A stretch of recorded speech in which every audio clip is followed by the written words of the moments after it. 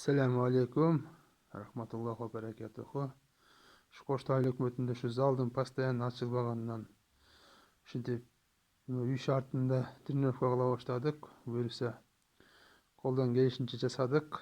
Аракет кылып, şu жаштардын кол күрөшкө басым жасаган жаштар тренировкасын токтотпосун деп шуну көрүп койгула. Şu бизден дагы şu үй шартында жасап тренировка кылганга жакшы шарт. Биздикине да жакшы жасайсыңар деген үмүттөбүз. Şu ортого направитель кылып бир трубаны кактык. Анан обычный ящик ортосуна машинанын обычный тормозной дискадан койгонбуз, что бекемирээк кармаш үчүн. Салмагы жакшы. Ушудан бир 10ду 15ти алып келип койгонбуз. Ушудан салып, ушу постоянно ушу жипке тийгенче көтөрөбүз, ушу колубуздан келишинче. Анан биягына обычный арканды байлап, анан могул машинанын запчасын койдук, чтобы жеңилирээк айланыш үчүн.